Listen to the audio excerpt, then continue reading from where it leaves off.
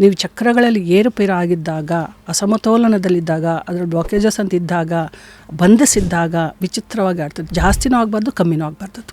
So symptoms ಬಂದು ಮೂಲಾಧಾರ block ಆಗಿದ್ರೆ ಈ ಥರ ಸಾಯೋ ಮಾತು, ನಂಬಿಕೆ ಇರಲ್ಲ ಅವ್ರ ಮೇಲೆ, ಅವ್ರಿಗೆ ಸೇಕರಲ್ಲ ಅಂದರೆ ಈ ಥರ ಅಪರಾಧಿ ಭಾವಗಳು, ಅಡಿಕ್ಷನ್ಸು, ವಿಪರೀತ ಹುಚ್ಚು, ಸೆಕ್ಸ್ ಬಗ್ಗೆ ವಿಪರೀತ, ಅದ್ರ ಬಗ್ಗೆ ಅದು. ಆಮೇಲೆ ಹೆಣ್ಮಕ್ಳಿಗೂ ಇದು ಗರ್ಭಕೋಶದ ಸಮಸ್ಯೆಗಳು, PCOD ಸಮಸ್ಯೆಗಳು, ಮುಟ್ಟಿನ ಸಮಸ್ಯೆಗಳು ತುಂಬ ಇರುತ್ತೆ ಹೆಣ್ಮಕ್ಳಿಗೆ. ಗಂಡಸಿನಲ್ಲಿ ಅದು ವೀರ್ಯಾಣುದು ತೊಂದರೆಗಳು ತುಂಬ ಇರುತ್ತೆ, ಅಥವಾ ಅದ್ರ ಬಗ್ಗೆ ತುಂಬ ವಿಪರೀತ ಆಸೆಗಳಿರುತ್ತೆ, ಕೋರಿಕೆಗಳಿರುತ್ತೆ.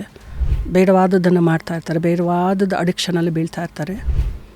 ಇನ್ನು ಮಣಿಪುರದಲ್ಲಿ ಹೋದರೆ ನಮಗೆಲ್ಲ ಟ್ಯಾಲೆಂಟ್ ಇರುತ್ತೆ, ಏನೋ ಗೊತ್ತಿರುತ್ತೆ, ಓದಬೇಕು ಅನಿಸುತ್ತೆ, ಅದು ಮಾಡಬೇಕು, ಇದು ಮಾಡಬೇಕು, ಹಿಂಗೆ ಮುಂದಕ್ಕೆ ಹೋಗ್ಬೇಕು. ಅದು ಬ್ಲಾಕೇಜಸ್ ಇದೆ, ಅದು ಮುಂದಕ್ಕೆ ಹೋಗೋಕ್ಕೆ ಬಿಡಲ್ಲ, ಕಂಟ್ರೋಲ್ ಮಾಡ್ತಾ ಇರುತ್ತೆ.